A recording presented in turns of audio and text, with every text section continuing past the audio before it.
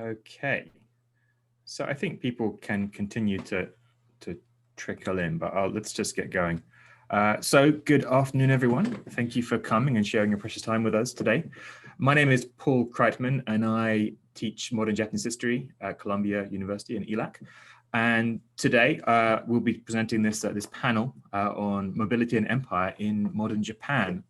Before I introduce our speakers, I want to just flag up two issues of housekeeping. The first is that this session will be recorded and uploaded onto the website, the Weatherhead website, later on. So if you have friends or family who wanted to make it but couldn't, please let them know that they can catch up later. Also, as we're talking, I will be collecting any questions you may have, and hopefully there'll be time at the end to have a discussion. So please put them in the Q&A box, not the chat box, the Q&A box, and I will collate and read them out at the end for people to comment on and respond to. Okay. To kind of keep things going at a, smoothly, I thought I'd just introduce all our speakers at the front and then just hand over, fairly quickly beyond that point. So in order, we have three speakers today, three presenters, and then one discussant. The first is Dr. Takahiro Yamamoto of the University of Heidelberg. I've actually known Taka since he was doing his PhD back at LSE, and we were both writing partners in London. And I consider him a friend, and I think I benefited a huge amount from his insights and our conversations over the years. So it's great to hear what he's up to at the moment. Taka's first monograph is out soon, I believe. It's on the emergence of territorial boundaries around the Japanese archipelago in the late 19th century, and yes, under review. His current research project, funded by, let me try and get this right, the Baden-Württemberg Stiftung Elite Program, is that Chabador? Is that, yeah? Is titled Cross-Border Mobility and Documentary Identification in Japan in the Age of Global Networking, and it investigates the gap between law and the reality of border crossing across the Japanese empire in the late 19th and early 20th century. He's published on this already, I should say, with a fantastic article in the Journal Historical Review entitled Japan's Passport System and the Opening of Borders, 1868 to 1878. And in fact, he also has an edited volume coming out with Palgrave next year, titled Documenting Mobility in the Japanese Empire and Beyond. So he'll be presenting today on this material, as I think you've seen from the title, Identification Documents and Human Mobility in the Japanese Empire. Next up, we have Martin Dusinberre, who I also count as a friend, I think. His first book, Hard Times in the Hometown, A History of Community Survival in Modern Japan, was prescient, I think, in at least two ways. First of all, the focus on the kind of nuclear village in a rural town in Western Honshu seemed to anticipate the Fukushima disaster in all kinds of quite spooky ways. Also, the other chapters on the town's history of Dekasegi migrant labor, first to other parts of Japan and then to Hawaii, helped, I think, to break new ground in what's now a thoroughly global turn in Japanese history. He's currently professor of global history at the University of Zurich and chair now, I believe, so congratulations on that. And his more recent work continues to be at the vanguard of this global turn. His latest work, of which I think today's presentation is an extract, focuses on relations between trans-Pacific Japanese migrants and indigenous communities, with the provisional title, I have it here. Is it in the chat box, Martin? You did tell me. Yeah, The Ship-Shape Archive, Migrating Japan into Global History, coming out soon, I believe. And his presentation today is the archiving of Japanese mobility in late 19th century Queensland. Our third presenter is Dr. Youjia Li, an up-and-coming star in the field. She recently completed her PhD at Northwestern University under the direction of the great Amy Stanley, I believe, with a dissertation entitled The Muscle-Powered Empire, Organic Transport in Japan and Its Colonies, 1850 to 1930. And that is hot off the press, I suppose, and it's available on ProQuest if you want to take a look. Youjia is currently a Reischauer postdoctoral fellow of Japanese history at Harvard University, although I believe she's currently in China. So my thanks for to her being so kind to stay up late into the night to be here today. Her presentation today, The Unexpected Network, Pushcar Railways and the Change of Local Mobility in Colonial Taiwan, is an excerpt from the dissertation and a forthcoming article and manuscript publication later down the road. Finally, our discussant today will be Professor David Ambaras of North Carolina State University. And I can't do justice to the full scope of David's career here, so I'll only mention a few things. First and foremost, his most recent book, Japan's Imperial Underworlds, Intimate Encounters at the Borders of Empire. and also his ongoing project, incredibly ambitious one, along with Professor Kate MacDonald at UCSB, the project Bodies and Structures, Deep Mapping Modern East Asian History, a multi-year digital project bringing together scholars of early modern and modern East and Southeast Asia to interrogate the spatial history of this region from the 17th to the 21st century. It's already got the first iteration, Bodies and Structures 1.0, online since 2 years ago now, and version 2.0 is in the pipeline as well, with support from the NEH Digital Humanities Advancement Grant, level 2 no less, whatever that means. And his next project, which is a work in progress monograph, is also maritime space in modern Japanese world making. And I would tip my hat here, acknowledge the fact that David has been part of a team along with Amy Stanley and other scholars that's been doing the kind of thankless but also really important task of debunking Mark Ramsay's recent spurious article on comfort women. So a big round of applause to all of us, I think, for you for taking the time to do that really important work. Okay, I've been talking enough, I think. So without further ado, I will hand over the mic and the screen to Taka for the first presentation.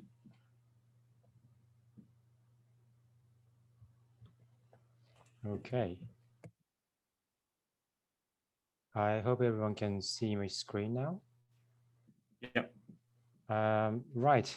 Okay, so I'll just start. Thank you, Paul, for the introduction, and thank you, Weatherhead Institute, for hosting the event. Great to be here.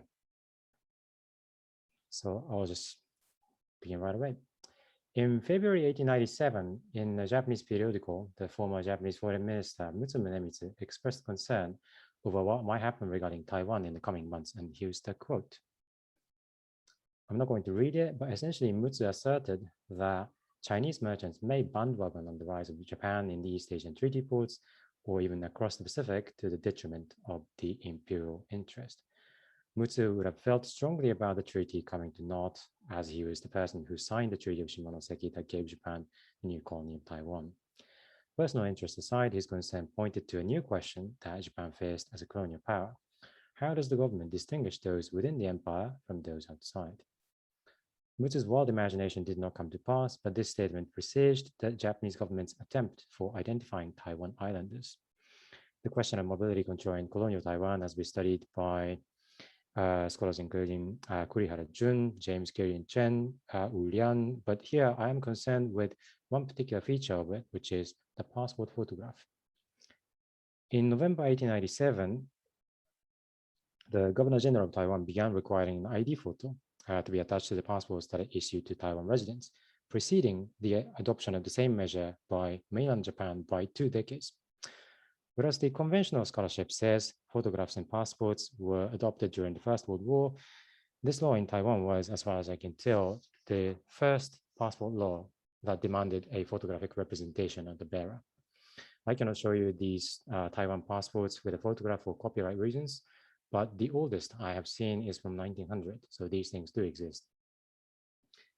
By looking at the photographs in passports, my paper today seeks to illustrate the Japanese Empire's approach to colonial mobility control. The overall project aims to provide an avenue through which to think differently about the history of identification and mobility control, which has largely focused on the experiences of Western European nations and Asian exclusion by the United States. The rest of the talk will discuss the passport photographs in colonial Taiwan and Korea, and then briefly sketch out how travelers resisting the Japanese rule coped with the passport system and the overall state control over their movements. The Japanese passport as an individualized document for international travel was first issued in 1866, and the comprehensive legislation came in 1878 under the Meiji government. In the next half century, the law evolved into a legal device that promoted emigration, which wasn't really the intention in the beginning, because in the beginning, there was no emigration envisaged.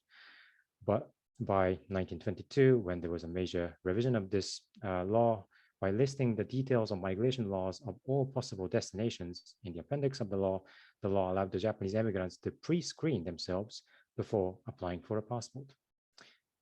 But the other phase of this emigrant sending Japan was its colonial empire in East Asia and the Pacific. In Taiwan in 1895, the Japanese government set a 2-year-long transition phase for the Taiwan Islanders to choose between staying in Taiwan under the Japanese rule and leaving the island. When that 2-year period was over, in May 1897, Governor General of Taiwan began issuing Japanese passports. Rolling out passports to colonial subjects was not a foregone conclusion. Some in the government expressed apprehension, as seen in Mutsu's statement, yet in the end, the expansionist voices prevailed, asserting that they should, quote, not deprive them, the Chinese residents of Taiwan, of the opportunity to become subjects of the Japanese empire, unquote. From the individual's perspective, there was an economic incentive in getting the Japanese passport. In the treaty ports where the Japanese nationals held most favored nation status after 1896, being a Japanese subject meant tax exemptions, extraterritoriality, and an escape from legal consequences of the past crime or misbehavior. Within 3 months of the introduction, over 400 people applied for passports across Taiwan.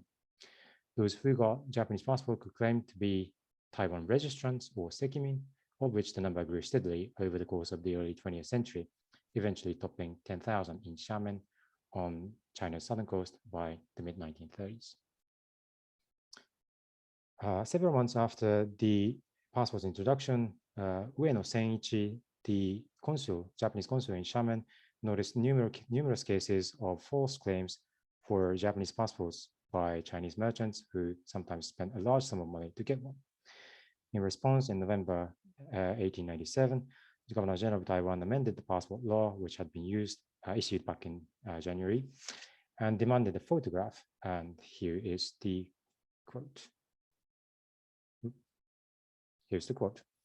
By obligating only the Taiwan Islanders and not the Japanese settlers who did apply for passports in Taiwan, although in small number, the Japanese colonial government was expressing its suspicion towards the imperial subjects. One should recall that the only other group of people the Japanese government photographs then were criminals. This practice of photographing criminals started in Japan in 1872.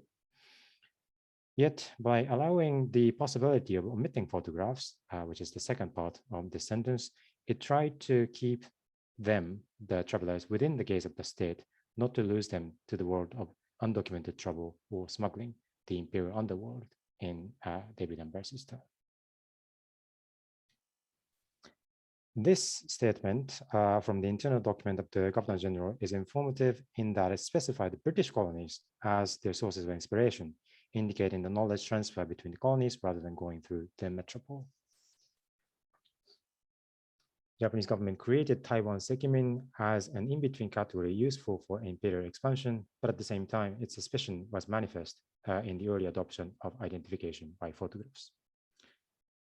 Now, in contrast to this 2-year transition in Taiwan, Japanese annexation of Korea in 1910 had no grace period for the people to choose one's national allegiance.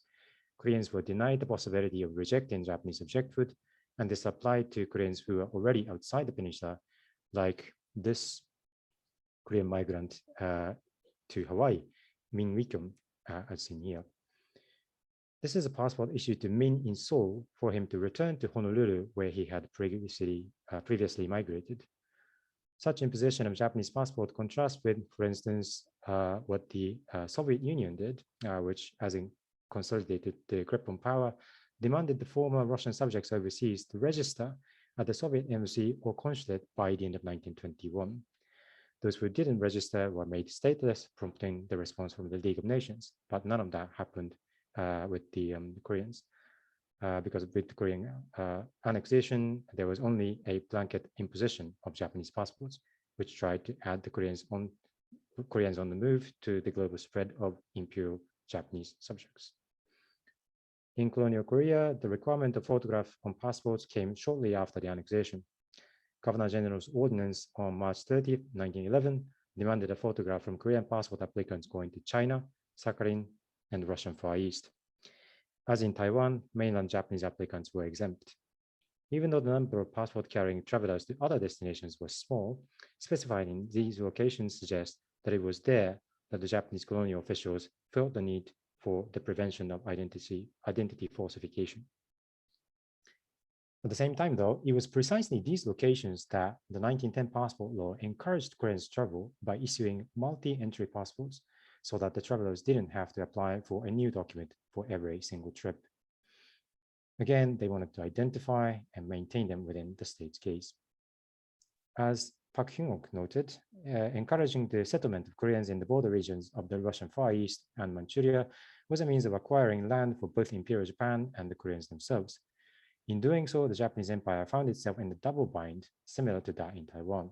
The act of photographing passport holders indicated the uneasiness of the colonial officials felt about the inability to identify travelers, accompanied by the fear that they might lose them to the world invisible to the Japanese state.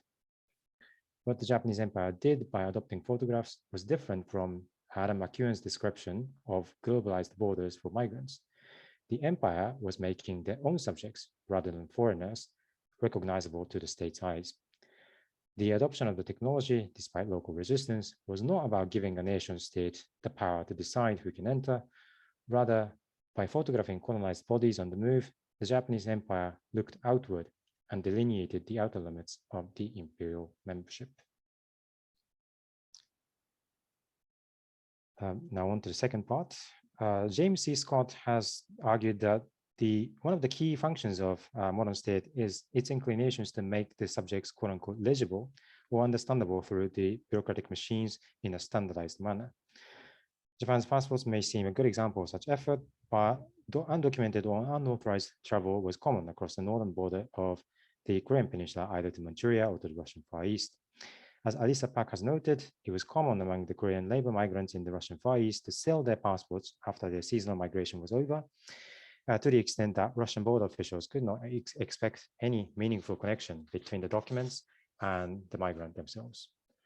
Another way to evade state's gaze was to obtain a passport from a different country, typically China, after reaching there.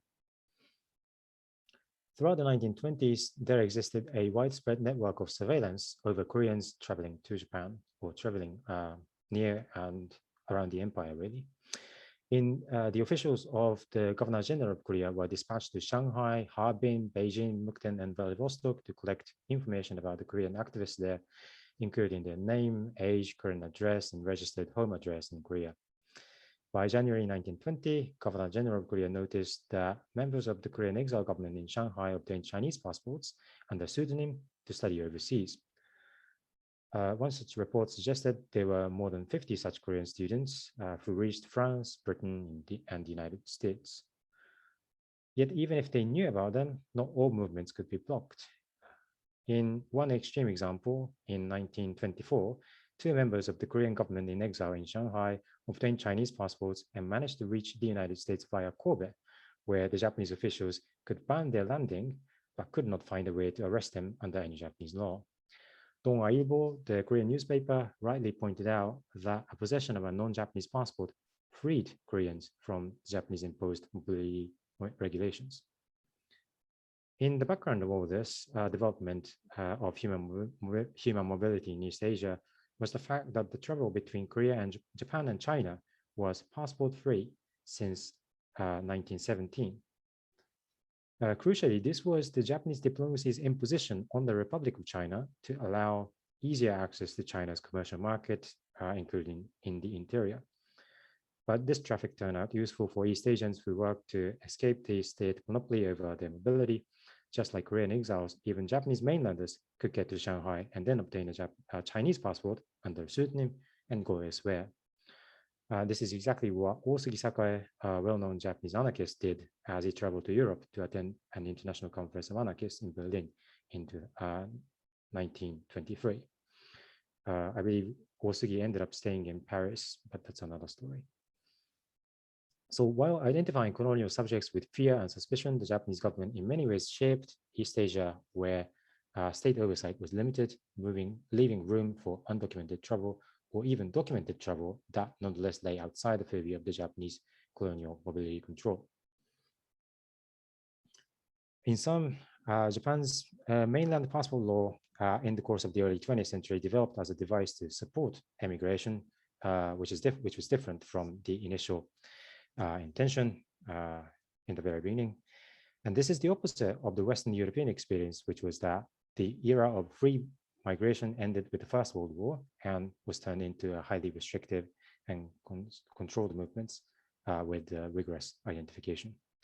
The Japanese case shows that the proliferation of identification could and did come before the wartime emergency, propelled by the colonial empire's fear of subversive actions, and the desire for further imperial expansion. The passport laws in colonies went ahead of the metropole and the rest of the world in implementing photographic identification.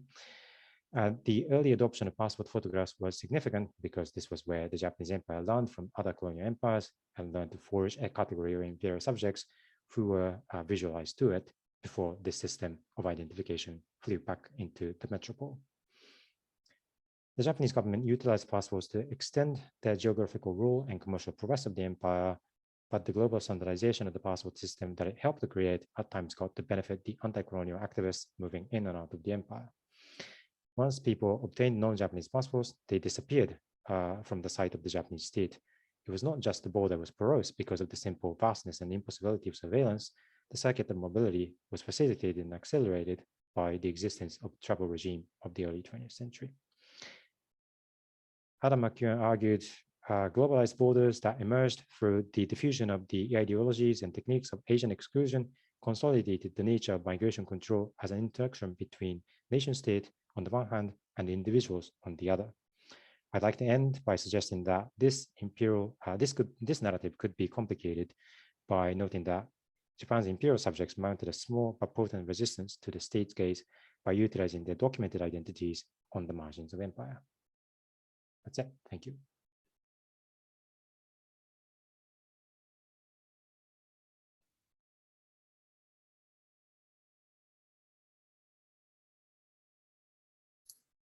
Audio still muted.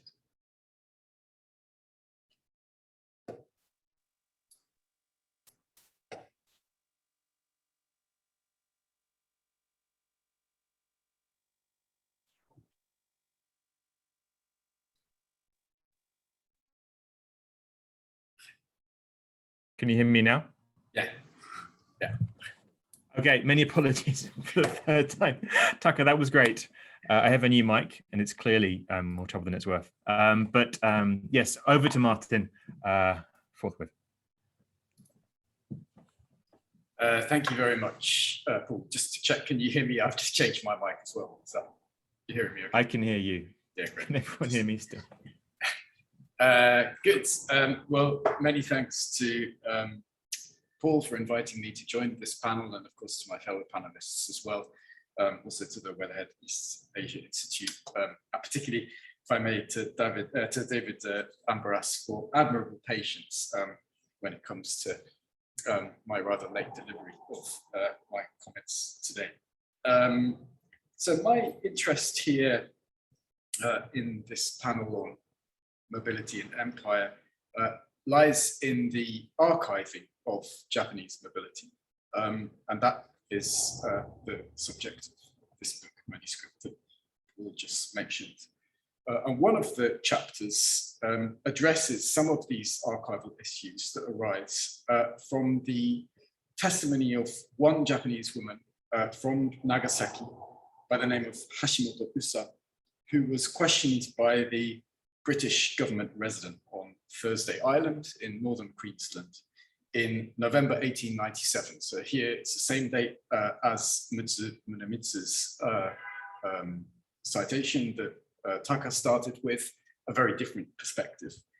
And this testimony, which again, for copyright reasons, I can't show you as a photograph, reveals how she ended up in Thursday Island, contrary to her intentions, via Shanghai and Hong Kong. And as the earliest sentences of her statement make clear, her original intention had been to visit her sister in Singapore.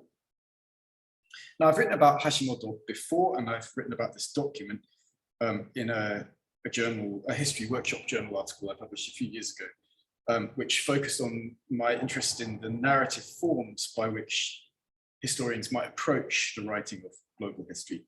I don't want to go over that old ground today.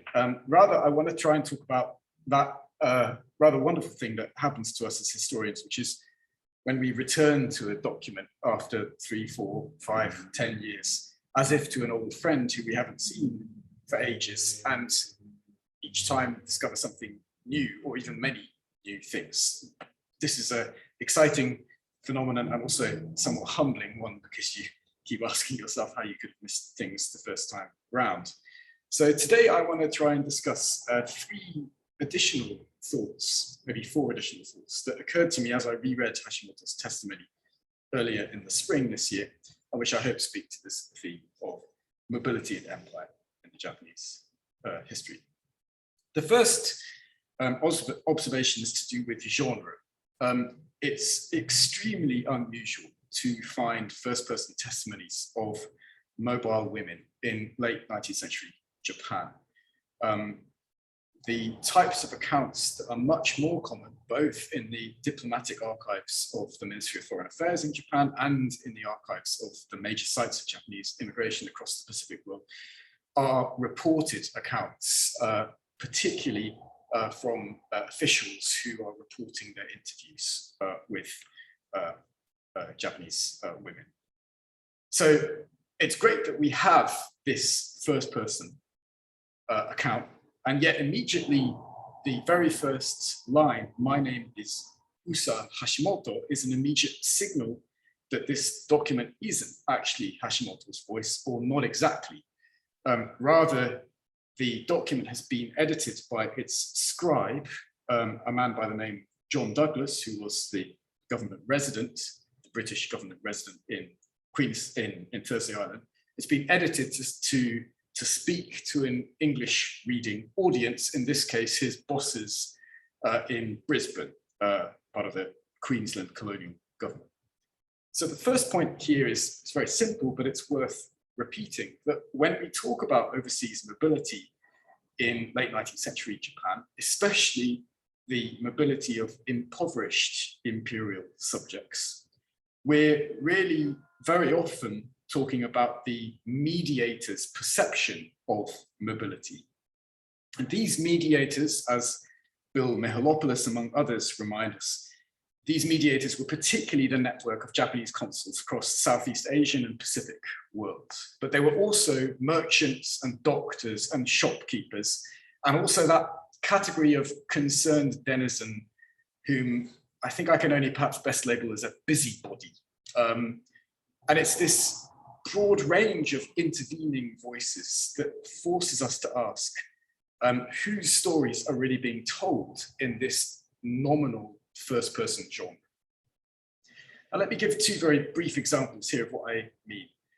The first is a set of documents I found in the archives in Tokyo, which concern a group of 5 Japanese women and their 2 male procurers who attempted to migrate to Vladivostok in June 1897, so more or less the same time as Hashimoto, but who ended up in Wonsan in what is today North Korea after their boat had fallen into great difficulties. Each of these women gave short testimonies in Japanese in the first person as to how they had been recruited and why they wanted to go to Vladivostok. And these are some of the things that they said. What we see here, I'll let you read this on their own, is a general consciousness of what these women were getting into, namely working in a brothel, but an insistence that they wanted to go. And the phrase in Japanese here is ikuki ni natta, or mairuki ni natta. And I ask myself as I read this testimony, what are we really reading here? On the one hand, one might say that this is an example perhaps of a phenomenon that we know from Japanese women and Chinese women in Singapore, of the Japanese women being coached by their handlers to answer questions in a particular way with a particular set sort of phrasing, if they were to be unfortunate enough to be caught by the authorities. So that's one way we could read this. Another way we could read this is that this is actually the intervention of the Japanese consular official in Wonsan. All of the testimonies are in the same handwriting. And that he may just be trying to either make his life a bit easier by effectively summarizing in set phrases the testimony of the women, or more perniciously that he's trying to emphasize their own culpability, sense of responsibility in making this decision, in order perhaps to reduce the amount of culpability that the socioeconomic system of late Meiji Japan had in causing greater poverty among rural women and men, and therefore leading to this type of mobility overseas. One might also simply say that this is also genuinely some of the women's voices, or it's a kind of mixture of all three. So what I guess my basic point here is, you know, although they're nominally first-person testimonies, they're extremely complicated to read. One also might say that they are examples of the women consciously playing a game, perhaps expecting what the consul will want to hear, the consular official will want to hear, and then crafting their answers in this way.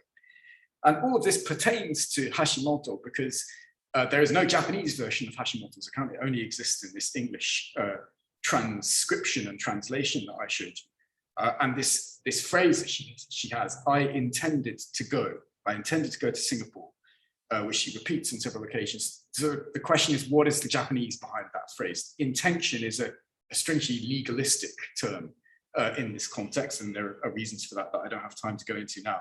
But it may be that behind that term is actually this phrase, ikuki na. The second example of sort of intervening voices comes from a merchant and busybody by the name of Sasaki Shigetoshi, who wrote in 1892 a petition to Tokyo, very long handwritten petition, in which he sort of complained about the nature of the Japanese community in Thursday Island. And one example of this was the number of brothels and the number of prostitutes. There were 15 prostitutes when he reported, which he considered to be a national disgrace.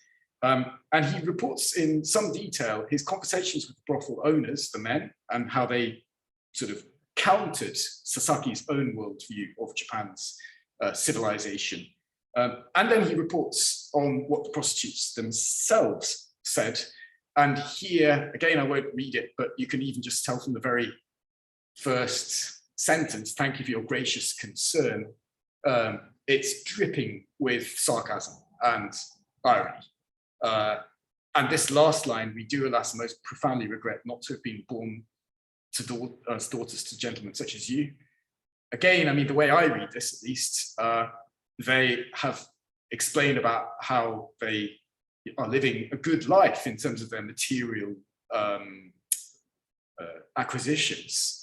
Again, maybe this sentence is genuine or maybe it's sarcastic. We can't quite tell because I feel in this document, and here I take Bill Mihalopoulos' wonderful translation of it, but I feel that this is also not quite necessarily the women themselves speaking. It feels to me like Sasaki himself is a storyteller in this account. And quite why he's emphasizing these lines that actually don't show him in a terribly good light is a kind of question, challenge for us as historians. Again, it poses the question, in this nominal reported first person, is this really the women? Are they exaggerating? Is Sasaki himself exaggerating their sassiness towards him? And so everyone in these mediations of mobility, everyone is a storyteller. And what we need to do as historians, it seems to me, is not just follow the archival grain in Andor Stoller's beautiful phrase. In other words, not just follow how the paperwork was ontologically ordered, but we also need to sort of think about the archival performance. The second point I want to make concerns the power of stories over statistics. Hashimoto's testimony was recorded in November 1897 at a particular moment of archival production.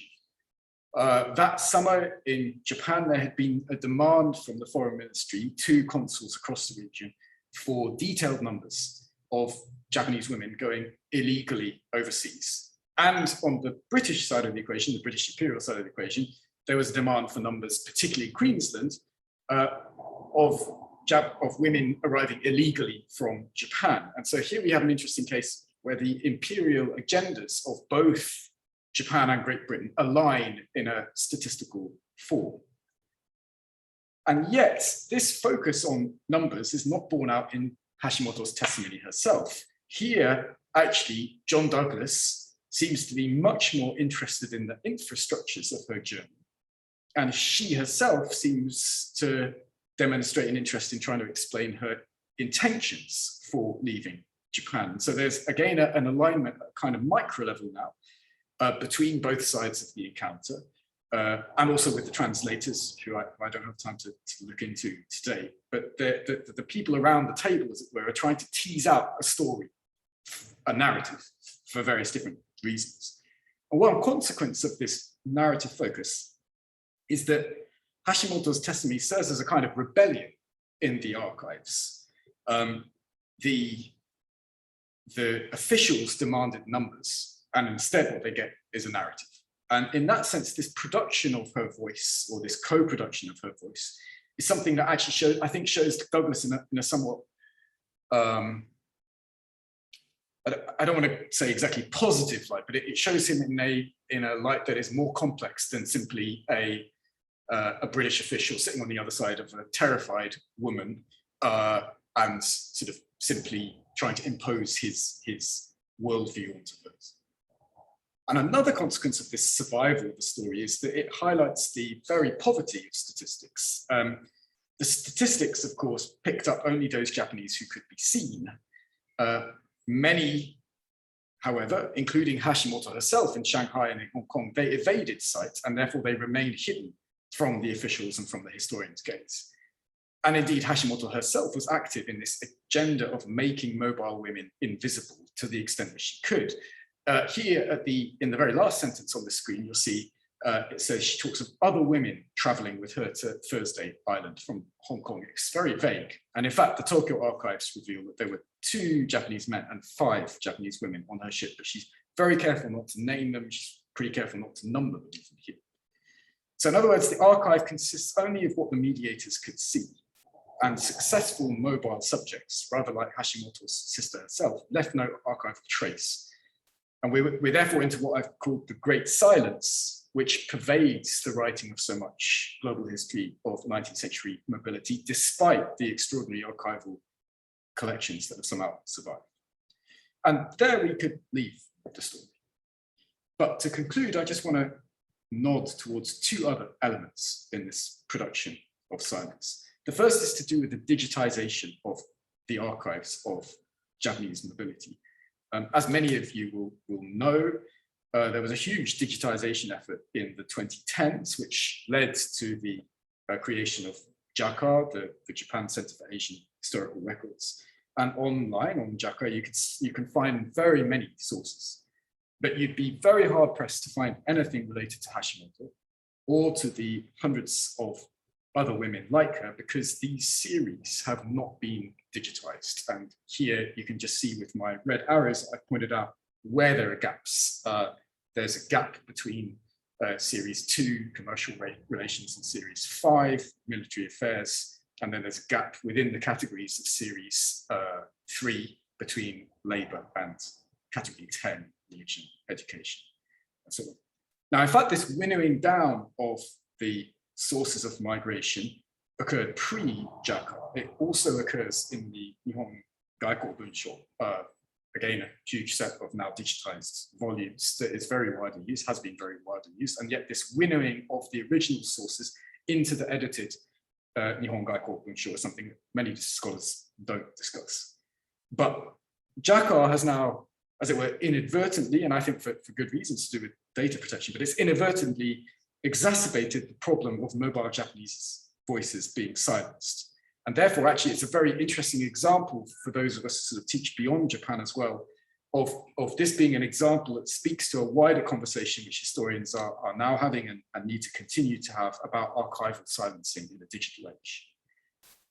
And my final point concerns the idea of the historian themselves as a consul, because one of the discomforts I had as I came to reflect on my writing of Hashimoto's story was that I was inadvertently parroting the language of the Japanese officials and the port officials, the Japanese consuls and the port officials, especially in my whole language of having found her testimony in Australia and in my sort of skepticism that I have in my writing about some of her claims.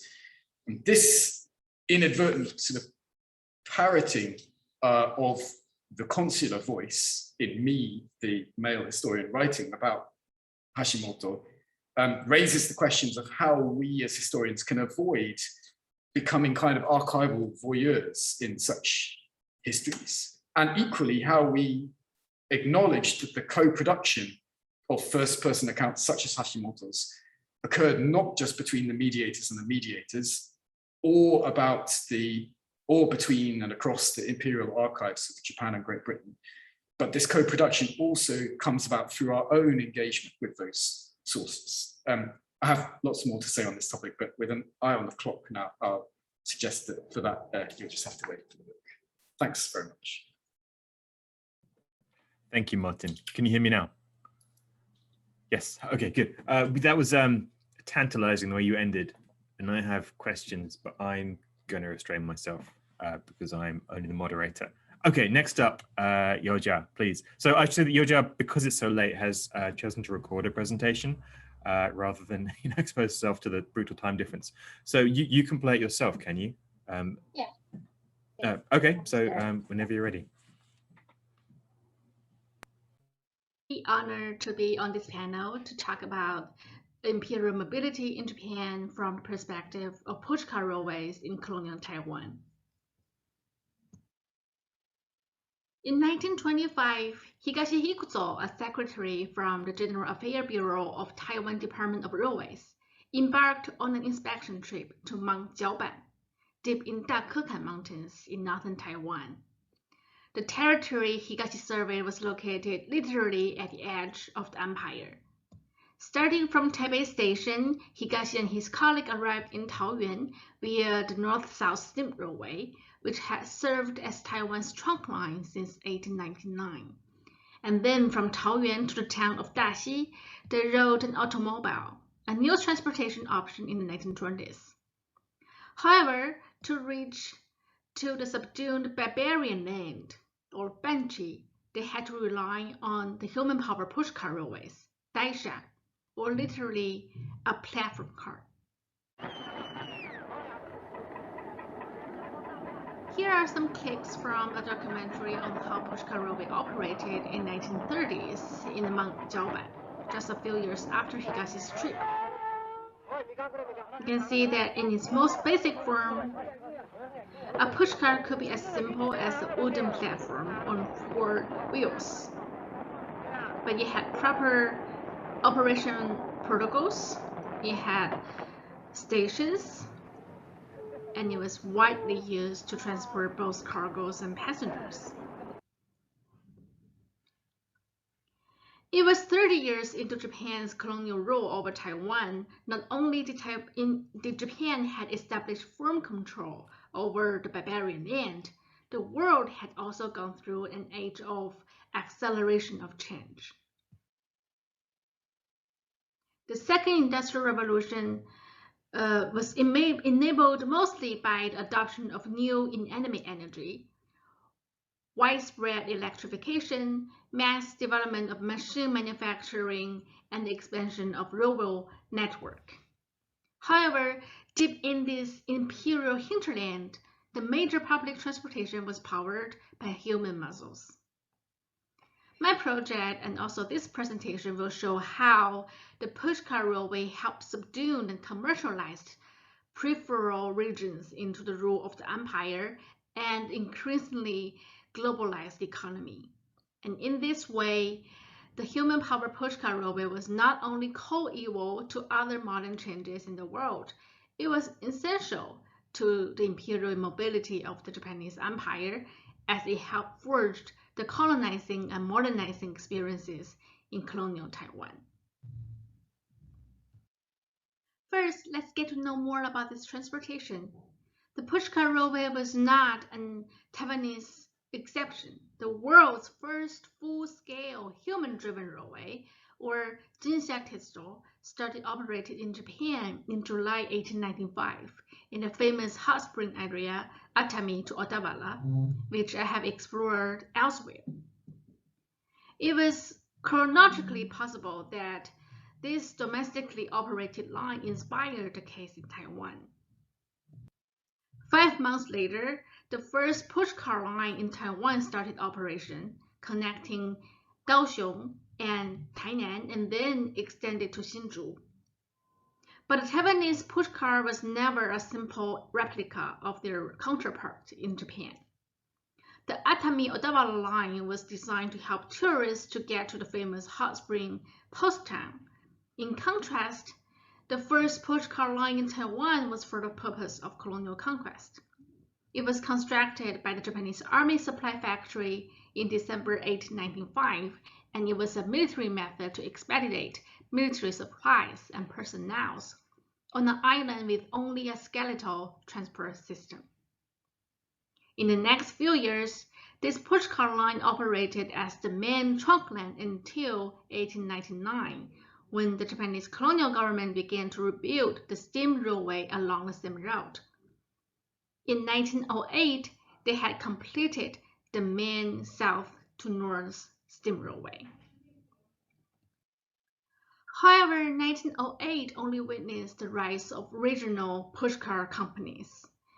This table shows the number of human power railway companies in both Japan and Taiwan, and the number in Taiwan existed that in Japan and enjoyed a golden age from 1910s to 1920s.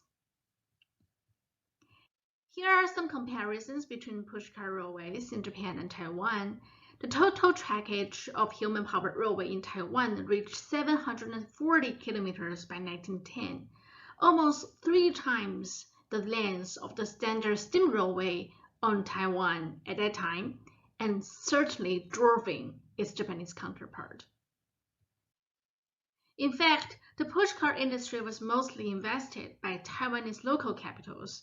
This table shows in 1920, the percentage of Taiwanese capital investment in the pushcar railway companies was considerably high, which was an exceptional case in the Japanese Empire. But it was never the intention of the colonial government to sustain or develop a pushcar network in the long term.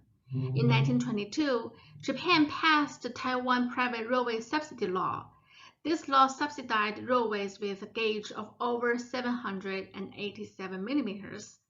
However, almost all pushcar light railways had gauge around 530 millimeters or even less, so they were excluded from the empire's long-term plan. In the same year, the Department of Railways in Taiwan transferred the direct supervising jurisdiction of pushcar railways to prefectural administrations. It meant that the pushcar industry was no longer subject to the empire's colonial planning. Instead, it became a local problem. However, the prosperity of pushcar industry exceeded the expectation of Japanese officials in many ways.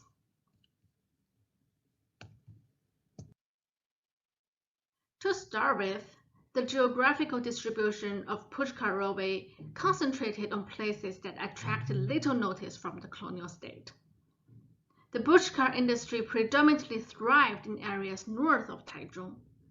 Railway statistics show that Taipei, Hsinchu, and Taichung, 3 major prefectures in northern Taiwan, had the highest percentage of freight transportation by pushcars. Each was higher than cities in the south and the east. This was in the opposite direction from the sugarcane-rich south, which was prioritized by the colonial state and the great Zaibatsu capitals from Japan.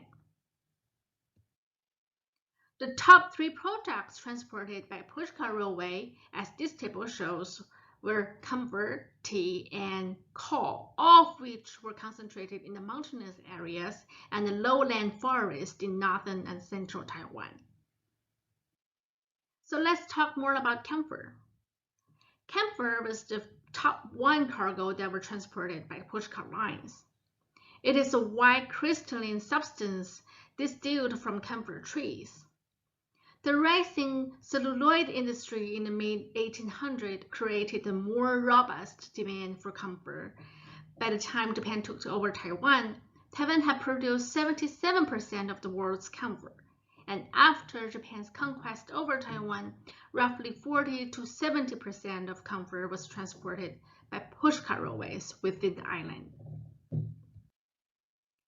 But there were several challenges for the Japanese to establish firm control over the camphor trade. First, by the time Japan conquered Taiwan, over half of the industry was financed by the handful of foreign firms that advanced capital to inland producers. So the Japanese colonies needed to expel the Western merchants from the camphor trade. Additionally, the procurement and distilling of camphor required regular incursions into Aboriginal territories, so the young colonial state needed to advance beyond the frontier borders that were previously outside of the formal reach of the Qing civil administration. In 1899, after 3 years of pacification campaigns, the Governor-General Office forcibly monopolized the camphor trade. The colonial monopoly system allowed only government-sanctioned enterprises to produce camphor, which then had to be sold to the governor's camphor bureau at the price set by the colonial government. And this monopoly system was essential to sustain the colonial government of Taiwan and secured its physical independence from Japan. But at the same time, the Aboriginal resistance was high, as the number I listed here shows, which indicated how much it cost for the colonial states to really get control over the camphor trade.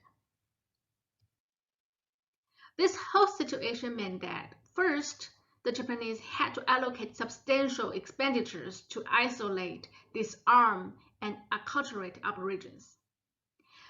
The colonial state had already spent most of its funds on pacification campaigns and subsidies to modernize camphor productions, because camphor trade is really important for them.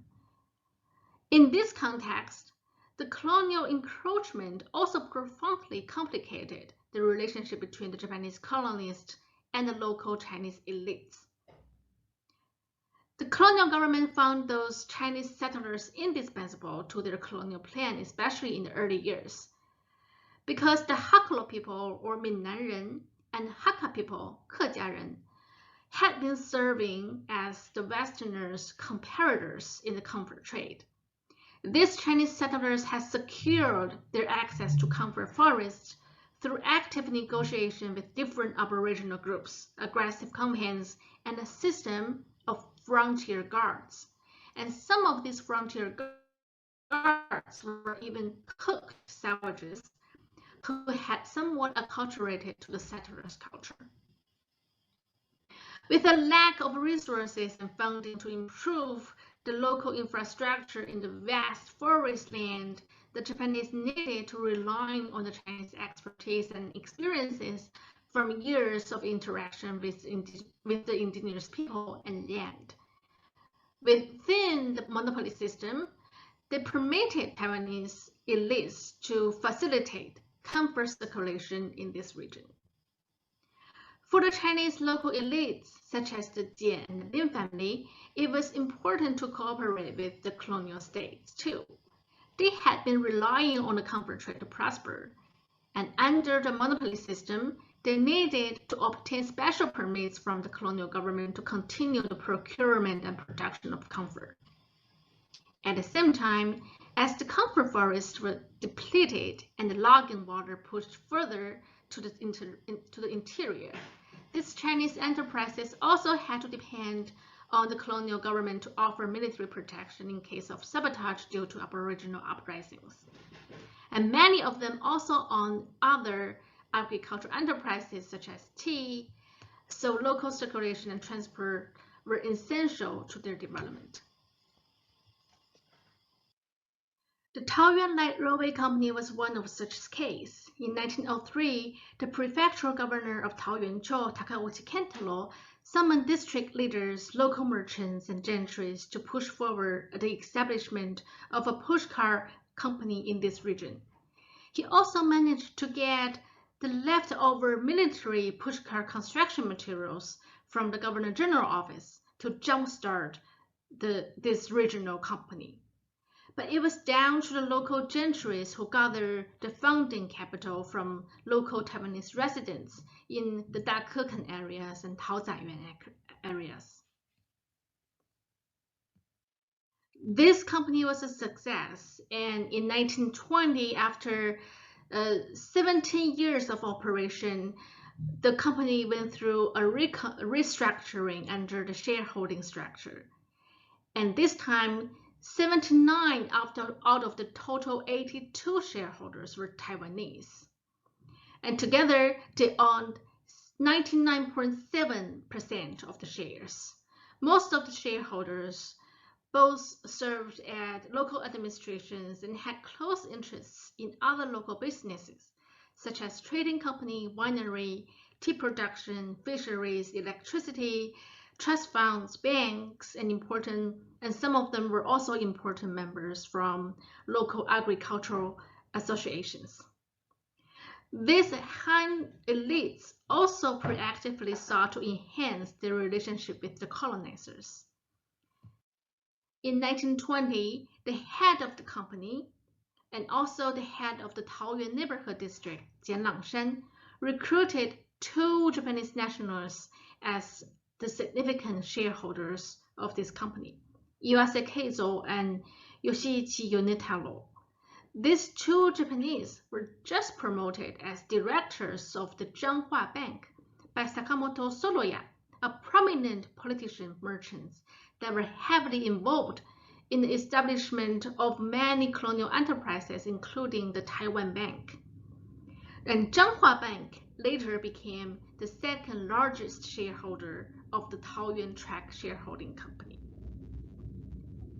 The pushcar line to Mount Jiaoban, as mentioned in the beginning of this presentation, belonged to this very Taoyuan light railway company.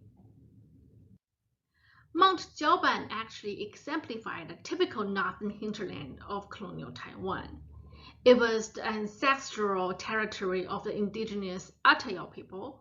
It was equipped with a police station, a post office, a school for Aboriginal children, a marketplace, a branch office of the Mitsui General Partnership Company, and a VIP hotel for privileged guests. This establishment formed the benchmark of Japan's civilizing projects in this first formal colony, and they would not have adequately functioned without the pushcar lines, predominantly financed by local Chinese gentry and staffed mostly by Chinese coolies, that made this establishment reachable.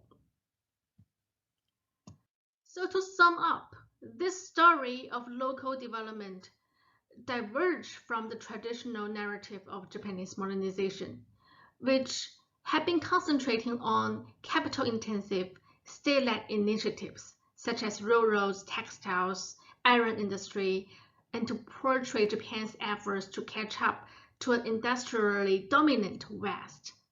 This story offers a fresh perspective to examine imperial mobility through small-time actors that had huge impact on the formation and sustainment of the young empire and the circulation of local goods and people. As Paul Berkeley argues, the dawn of the 20th century witnessed the rise of high-velocity capitalism, wherein national populations became dependent upon long-distance trade for daily existence.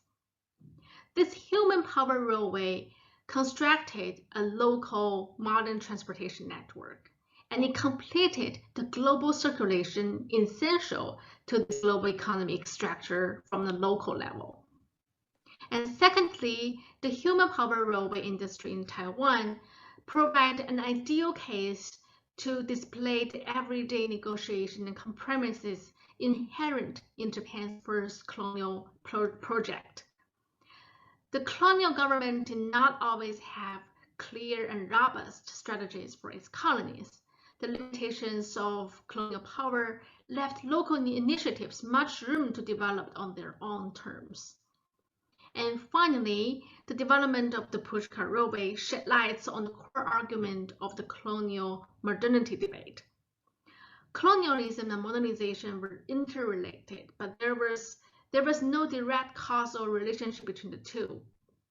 Modernization did not always follow colonialism, nor was the colonized always associated with something meant to be replaced due to incompatibility with imperial strategy.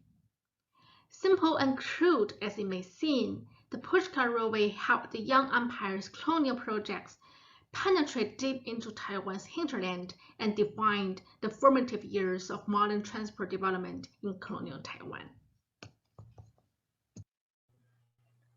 Hi, I'm Thank you. really honored. Oh. No, please. Okay, so thank you, Youjia. That was fantastic. Again, I have questions, but I'm going to keep quiet and turn things over to David as our discussant. A reminder, if you joined us midway, please feel free, as David is talking, to add your own questions or perhaps your comments disguised as questions in the Q&A box, and I'll read some of them out at the end if we have time, and I think we will. Okay, David, you good to go? Okay, can you hear me? Yep. Okay, well, thank you, Paul, for organizing this panel. Thank you to the Weatherhead Institute and to Athena for coordinating everything. And thank you to our three presenters for really rich, thought-provoking, wonderful contributions. So I'd like to start by thinking a little bit about how we can frame all of these presentations in terms of a politics of mobility. Tim Cresswell, the geographer, speaks of politics of mobility as follows. All forms of mobility have a physical reality. They are encoded culturally and socially, and they are experienced through practice.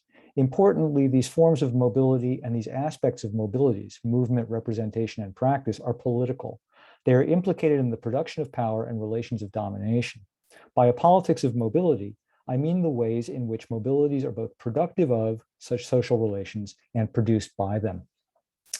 And in thinking about this, I want to think also with Thomas Nail's notion of kenopolitics from the figure of the migrant.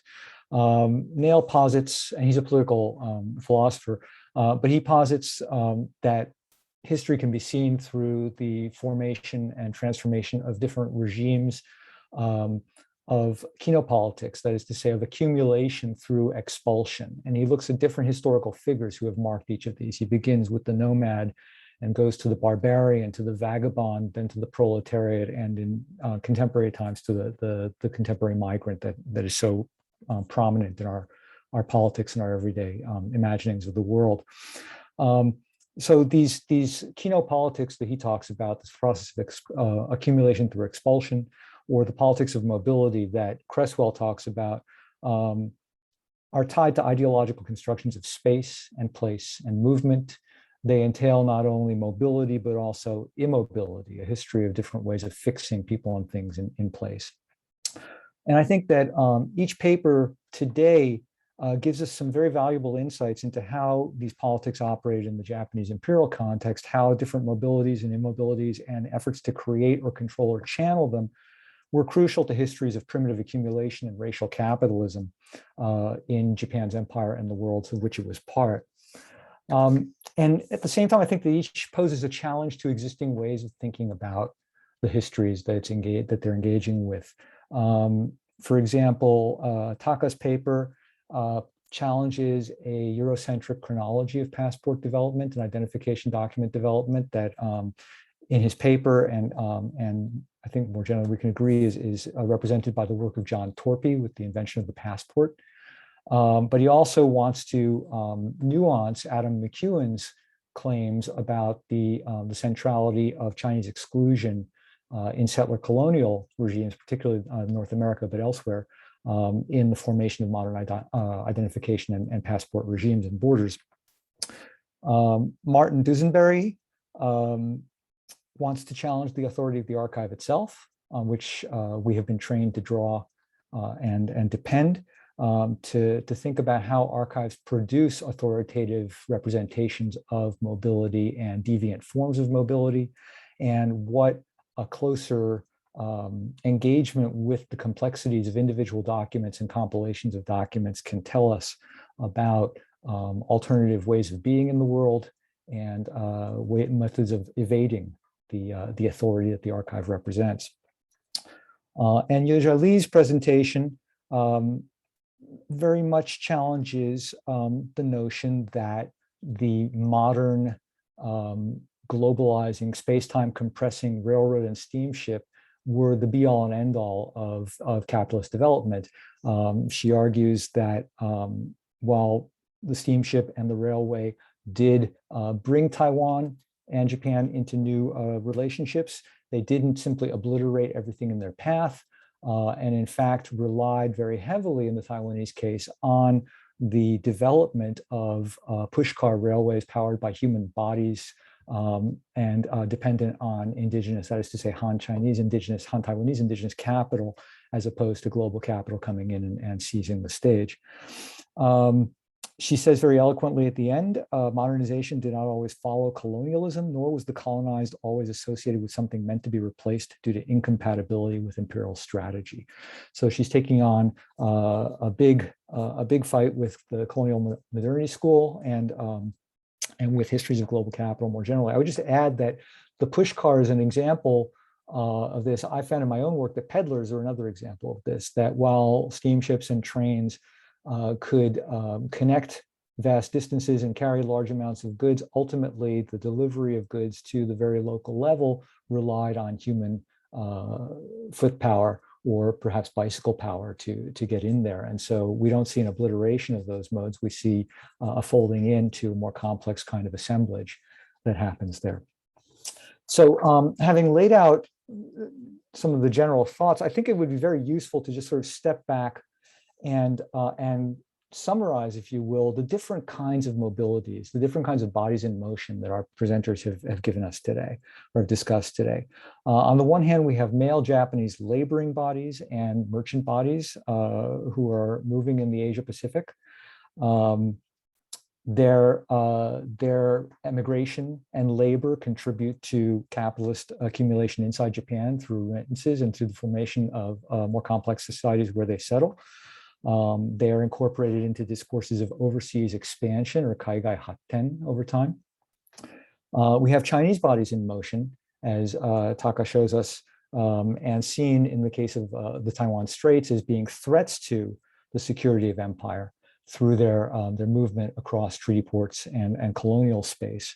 Although other scholars have also noted that, that they were assets for colonial expansion in many cases, as entrepreneurs, as informants, as sometimes agents provocateurs in various ways. But in any case, they are seen as an ambiguous, ambivalent presence and potentially a threat that has to be controlled. The same with Koreans migrating, first of all, across Korea's northern frontier into Manchuria or into the Russian Far East. But also migrating across the strait into Japan, the metropole as well. So we see here how Koreans can be figured as, on the one hand, agents of what General Pakus called the politics of osmosis, but on the other hand, and they can be seen as cheap labor for Japanese industrialization, and Ken Kawashima has written quite a bit about that, but they can also be seen as illegible threats who have to be contained in some way. Their mobility has to be figured and documented and made legible. Alongside these bodies, we have the Japanese women that Martin talks about, who are moving, and whose movement, according to some, was essential for the movement of Japanese men and Japanese commodities. Of course, the Joshigun argument, right, that came forth, that Fukuzawa Yukichi and others put forth, about Japanese women boldly going where no Japanese man had gone before, and therefore making space hospitable for Japanese male migrants, for Japanese beer, Japanese cosmetics, all kinds of Japanese goods, and ultimately playing their part in expanding the nation and empire, although they eventually came to be seen as the national shame who had to be withdrawn. And again, Bill Michalopoulos has written very eloquently about all of this. And in Youjia's case, we see Chinese bodies, the coolie labor that is driving the pushcars that are so essential for capital accumulation and imperial extraction. But we also see the indigenous bodies of the Atayal people, in this case, who are, first of all, displaced from their indigenous environments by military action and settler colonial action. Mobilized as labor to act in the procurement of camphor and other goods for the colonial economy, and then immobilized in these new outposts, the sort of model settlements that are open to visit by Japanese authorities, Japanese tourists, and so forth, and mobilized discursively as well as somehow part of the Japanese empire, but never fully equal, never fully modern. And Kate McDonald does some wonderful work talking about how even as Aborigine Japanese speakers could demonstrate a fluency in the language that many Japanese could not, they were nonetheless always put in a position of deferral, that they're somehow, they would never quite speak or never feel the language the way Japanese did. So this kind of immobilization in time as well as in place is something we're thinking about. So we have lots of bodies in motion in these papers. We have lots of commodities in motion, of course, camphor, coal, pearls, and shells, and various other goods. And we have infrastructures that are developed around these mobilities and that facilitate these mobilities, make them possible in the first place. Martin talks much about the migration networks, legal and illegal, that, or we might say licit and illicit, because as I've written, not everyone agreed that something that was illegal was necessarily wrong. And so we have these variously nuanced and meaning-laden networks that are developing. We have the specific material sites that come into being, the ship, the port, the lodging house, the brothel, the pearl diving area, and so forth. We have the push car, the railway, the automobile as well. We have the colonial outpost, the post office, and so forth. All of these things that together enable this kind of mobility. We have the construction of borders and sites of interrogation and inspection that are part of this. And these are mobile as well, that borders move with people. It's not as if borders are fixed and people simply cross them, but people on the move enable the dispersal of borders and become borders in their own rights. And so all of this can be seen in the way that these the actors in motion in our today's papers are working.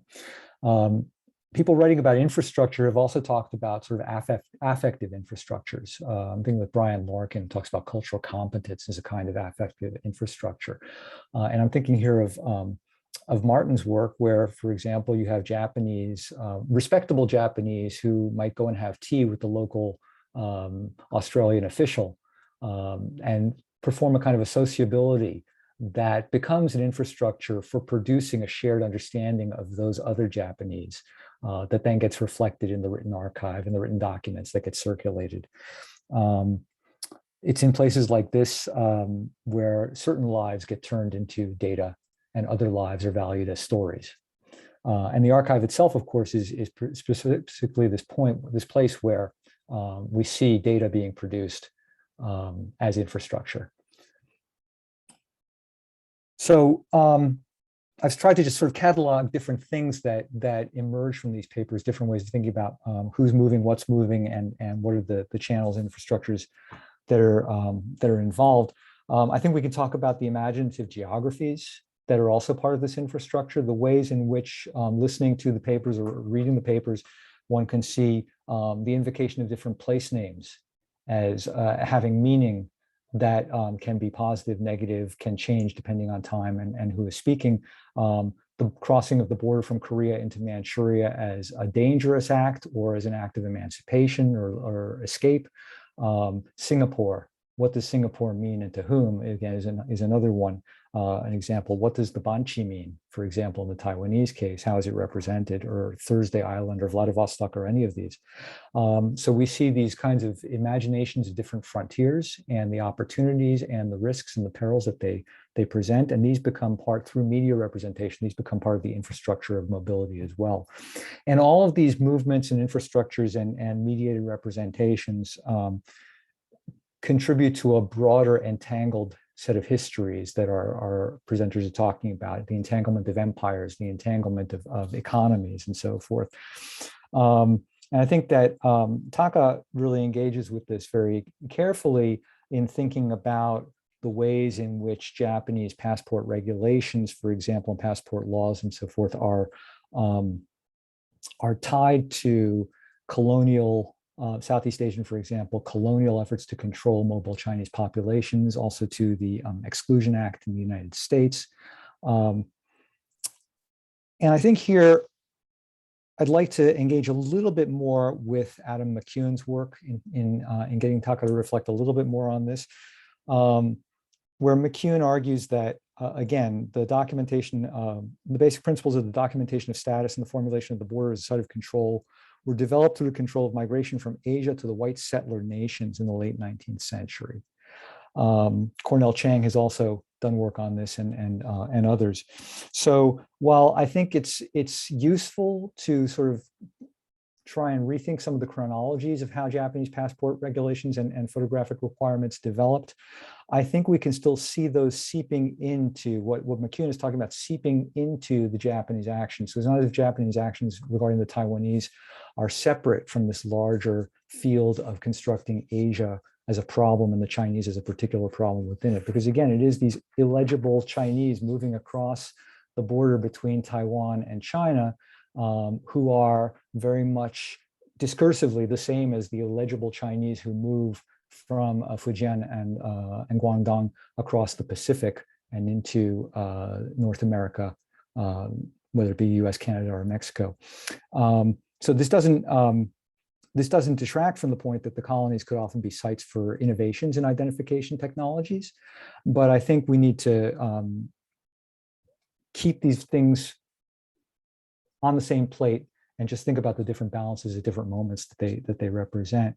And in that regard, I'd like to ask about whether Japanese officials attempting to control their Chinese population on the move or the Korean population on the move later on engaged in some of the same practices that McEwen discusses with regard to American immigration officials. That is to say, they relied on the documents themselves to be the proof of identity as opposed to the people who bore the documents, right? That McEwen is arguing there's kind of an epistemological anxiety that the document is supposed to tell a story, that the file is supposed to constitute a story, constitute a person or a subject. And as long as the person bearing the document can demonstrate some kind of conformity to that story, then it's okay to let them in. And when faced with a Chinese migration network that was able to manipulate these stories in many ways and able to produce subjects who, in reality might have been very different from what they seemed on paper, American officials, McEwen argues, would wind up coaching their own subalterns to get the interrogation process to conform to the documents as opposed to rooting out the falsity within them. And so I'm wondering if we see anything like that, if there's any way of getting at that in the case of Japanese border controls. Are Japanese border officials or other people inspecting document-bearing individuals claiming to be Chinese or Korean, or Taiwanese, Chinese, or Korean, sort of throwing up their hands at one point saying, I don't know who these people are, let's just make them fit, right? Is there that kind of storytelling going on as well at these border points? So I wonder if you have any thoughts or have encountered anything along those lines. In terms of the entanglements, and I'll try and finish quickly, in terms of the entanglements, another thing we can see is the entanglement over control of Japanese immigration. That is to say, Japanese passports as a form of remote control for the United States. The gentleman's agreement, of course, being part of this, but the requirements that the Japanese applicant provides certain forms of guarantee, certain statements about their fitness for immigration and so forth, are putting on to the Japanese the responsibility to prevent people from moving to the benefit of the Americans, but also in the revised passport law that Taka talks about in his paper, to the benefit of countries in South America as well that were advertising specific requirements. So remote control, the Japanese are trying to facilitate immigration for Japanese purposes, but they're also serving as agents of remote control within a broader trans-imperial or international system at this point. But I think that Martin's paper also shows us how the Japanese could be agents of remote control and trying to weed out the undesirable so that the more desirable Japanese migrant workforce or businessman could move. So we have these kinds of entanglements over the question of remote control.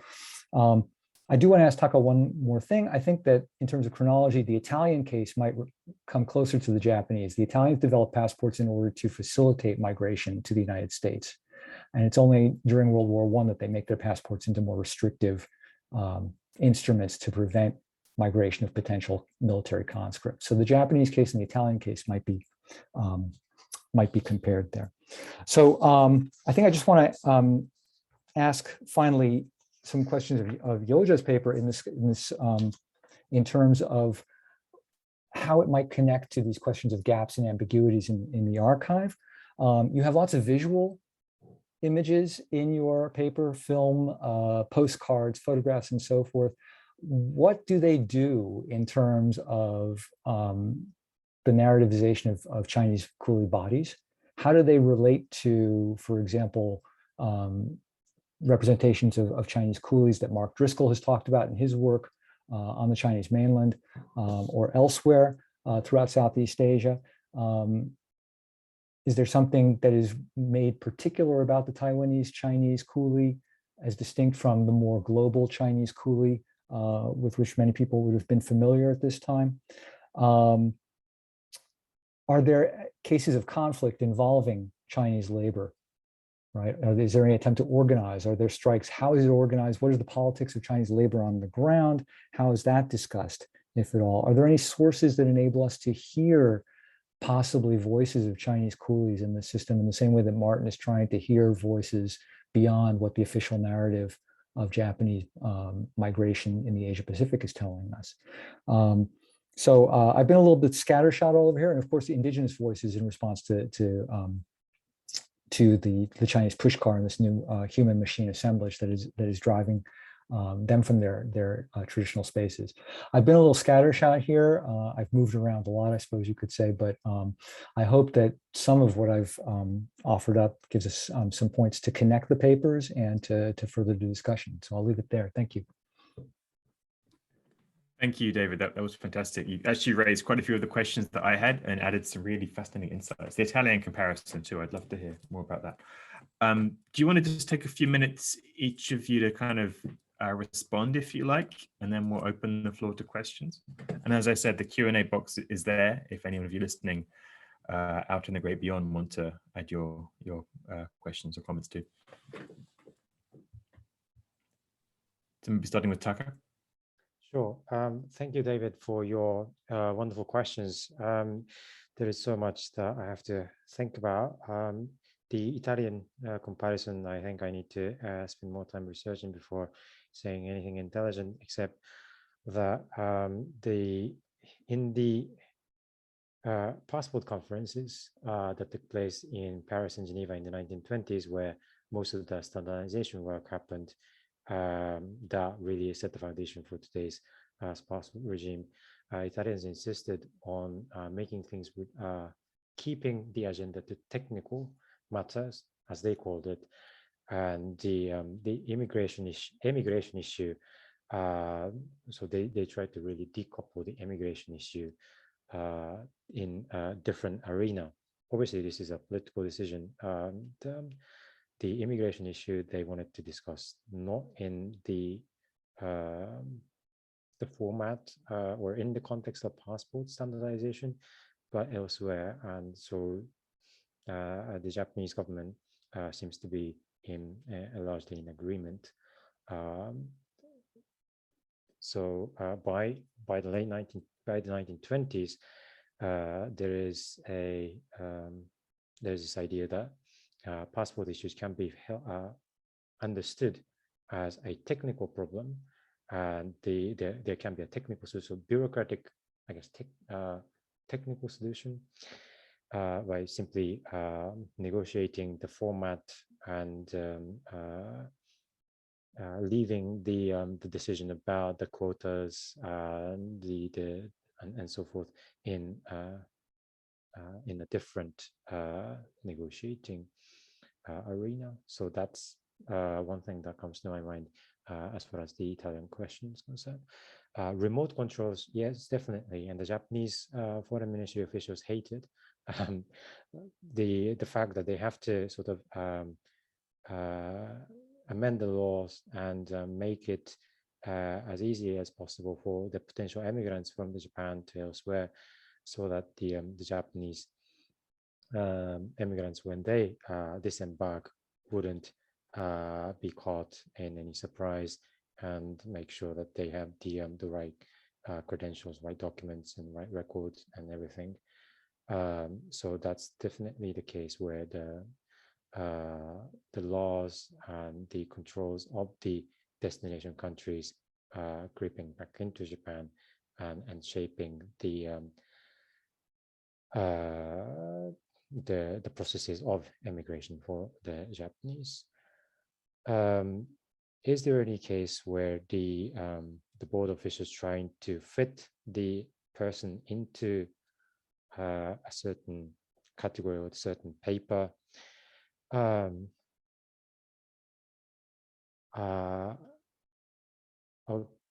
think the complication for the Japanese is that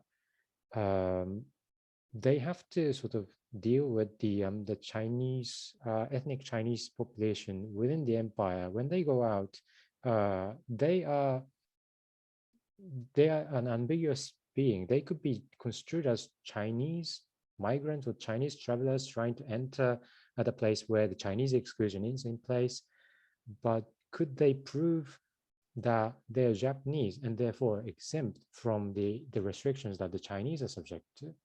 And this is the question that the Japanese try to grapple with. And I think Wu Lian has worked on this, and so she would be the person to answer better than I do. But the Japanese are trying to sort of, I guess,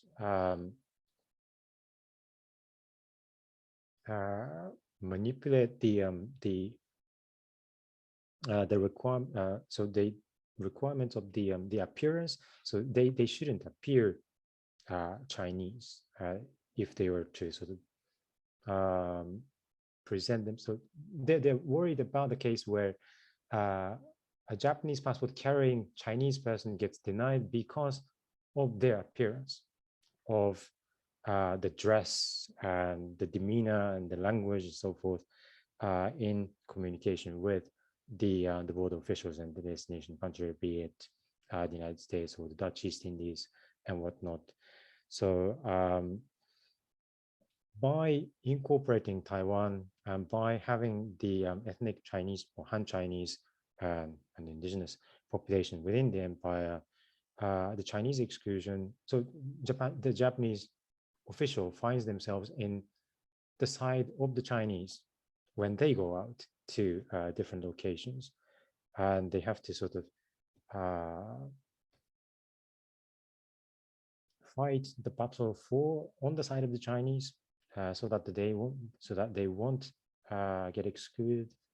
So I think that's the challenge for the Japanese empire, and this is a different one from the ones that other white settled nations that sort of build this border regulations vis-a-vis the Chinese as foreigners. So I think I'll just stop there. Thank you for the questions once again. Thanks, Taka. Martin, do you want to add anything? I mean, just to thank David for those really interesting, insightful comments. And I mean, just to pick up on that last point, I mean, I think the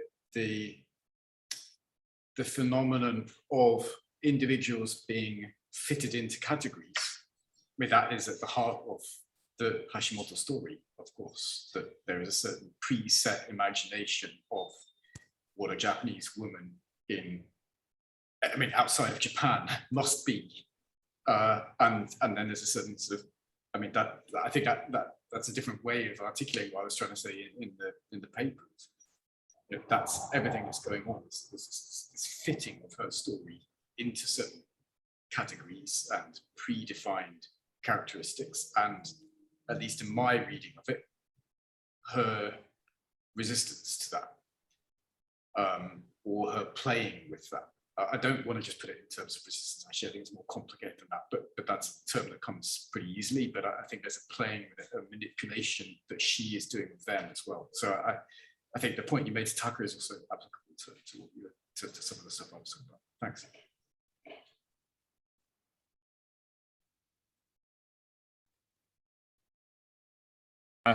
Thanks, Martin. Youjia, anything?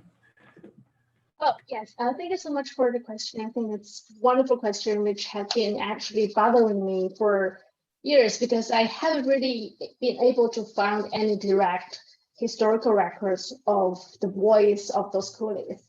The only things I can confirm is that I only spent 3 months in Taiwan, which is certainly not enough to find out those direct voices, but I do have evidence that the companies do not hire coolies laborers directly. They hire it through kumikashira, which is like a contractor, and who then go on to recruit all these local coolies. Mostly were farmers who were not so busy, during the downtime of agriculture times. But there's also very interesting records that I found from, for example, newspaper articles and travel diaries by Westerners or Japanese colonists who mentioned that actually the entire family worked as with pushcart coolies, and sometimes haka girls could also be labor. So it's also like there's a gendered aspect in like who is serving as the muscle power, who is serving, who is pushing those cars and for what purposes, right? And there's also interesting interviews left over, which is conducted by some anthropologists in Taiwan in the late 1900s. Oh no, sorry, 1990s.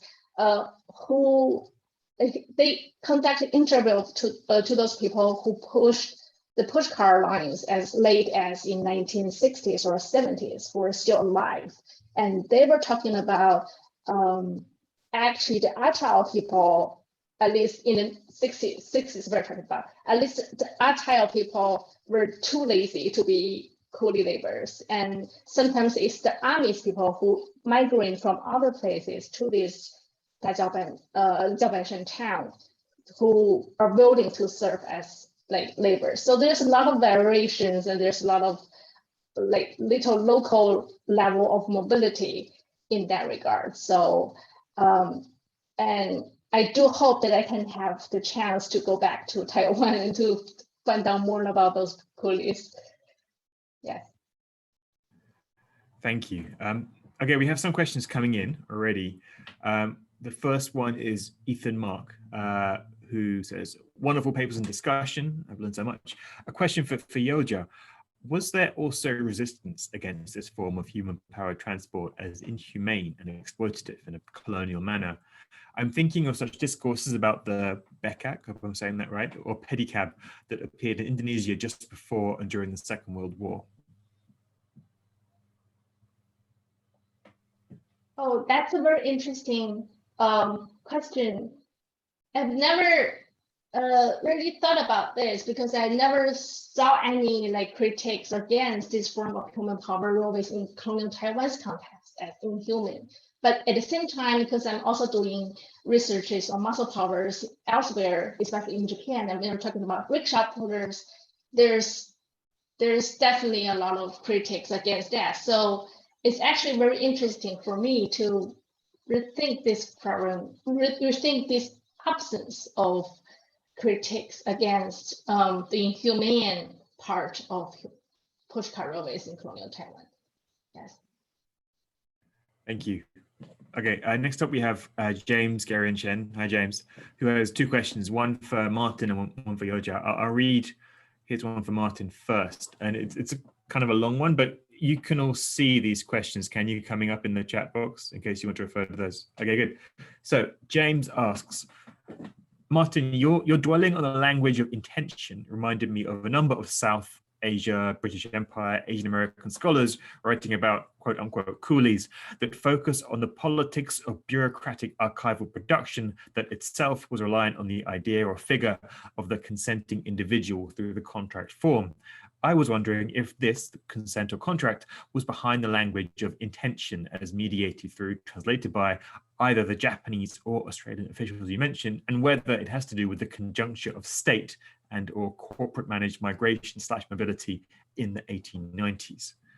So that's a meaty one for you. Yeah, thanks very much, James, for the question. I think I just need to take a step back and just say a tiny bit more about the Hashimoto case, first of all, in order to come to this question of intention. I think, to give the very short answer, I don't think that the issue of contracts is quite relevant to intention in this case. And the reason for that is that there's, in her paperwork, there's the testimony that I showed, but it's the cover paper is again a translation and transcription of a petition that her alleged sister in Singapore sent to Thursday Island via the British Imperial Network, saying my sister was kidnapped on the way to Singapore, and I'm trying to free her from this this unwilling servitude that she is now in Thursday Island. And what is interesting to me here is that Hashimoto's testimony doesn't bear that story out. Hashimoto insists, I mean, she never uses the language of prostitution. She never uses the language of kidnapping. She doesn't use the language of abduction, which is the sort of gloss the British officials put in her file. And I think that part of the language of intention she's using is to fight against this idea that she was abducted, she was kidnapped. This wasn't what, that somehow that the whole story is wrong. And I think she's trying to pick that apart, say, no, wait, I wanted to go to Singapore. I didn't intend to come to Thursday Island. And although she doesn't use the language of kidnapping, she says she was effectively deceived by these sort of infrastructural agents of hotel keepers and officials in Hong Kong and in Shanghai into going to Thursday Island. But she does also sort of describe that as her bold decision to go. She uses this adverb, I boldly decided to go to Thursday Island, even though she was distressed and, you know, unhappy about not seeing her sister in Singapore. So in this particular constellation, I think intention is not to do with a contractual relationship. I think it's to do with her not being willing to fit the story that the British officials, but also her alleged sister are trying to place her in. And this is one of the reasons I actually have some doubts about whether she really was seeing a sister in Singapore or whether she was contracted. I mean, here we now do get into a contractual language, or whether she was effectively contracted to go and work in a brothel in Singapore. And that's why the sister was distressed. That the sister wasn't distressed about Hashimoto per se, she was distressed that her asset, as it were, that she had tried to import, I mean, this is horrific language, but I'm thinking in the terms of the actors, that the commodity of the woman that she had tried to employ from Nagasaki to Singapore had somewhere along the way been interrupted by a rival who'd taken that woman to Thursday Island. So I think it's not a sisterly relationship. You know, there's lots of literature that says that the Japanese prostitutes working in brothels in Singapore used the language of sister, even if that wasn't the biological relationship. I suspect that's what's going on here. And so that's why there's this language of intention. I think Hashimoto is trying to say, I was not abducted. I did have I did want to go to Singapore, and yet my story didn't work out the way I intended it to work out, right?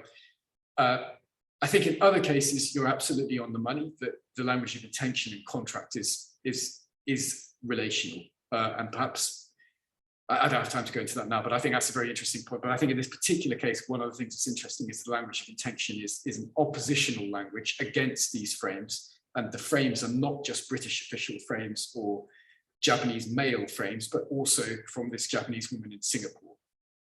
Yeah. Thank you, Martin. That was great, actually. Okay, James' second question is for Youjia. And again, it's a fairly long one. So, okay, David's mention of racial capitalism and narrativization of coolie/coolification of Chinese laborers makes me wonder, what are the conditions that make the railway possible in terms of wage structure, labor availability, gender, proletarianization, and so on? Is it debt, enclosure? Is it criminalization, other transformations in CAMFOR, other extractive industries, or something else? Thinking with David's racial capitalism model also makes me wonder if, since others have argued that indigenous groups are rebelling because they have lost out of the contracts that allow their control over access to sites of CAMFOR, is there a certain narrativization of creating open brackets / racializing question mark closing brackets laboring Chinese versus recalcitrant indigenes?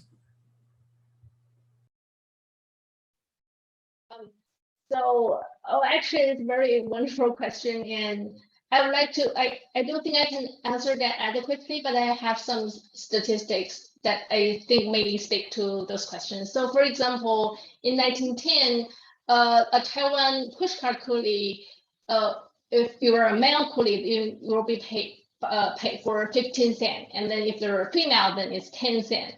And at the same time, the average daily wage for day labor coolie in Taipei areas is about 40 to 50. So we can definitely see that the pushcart coolies are paid really low. But at the same time, they also have some negotiating power. So for example, in 1920, one of the company is trying to hire teenagers from 13 to 16-year-old teenagers to push the cars, and they pay them really low wage. And then these teenagers rally together and boycott against the company and force them to pay them more. So the company had to give in because of the lack of labor in that region. So you can really imagine that a group of teenagers really have the bargaining power in a certain situation where there's nobody to turn to or willing to push the pushcart line. So I do find that this really daily negotiations are very interesting in this context. Thank you. Okay, the next one is from Bing Yu Cho for Taka. Thanks for your interesting talk. The earliest around the world Taiwanese travelers were billionaires, Yan Guonian and Lin Xiantang in 1925 and 1927, respectively. I'm not sure if you read the travel memoirs, but they are interesting and maybe relevant to your potential further research of Imperial Japanese international travel policy, especially Lin, whose travel memoirs were recently reprinted in Taiwan. As I remember, he recalled having to explain he was a Japanese citizen instead of Chinese upon entering a Western country, possibly the US.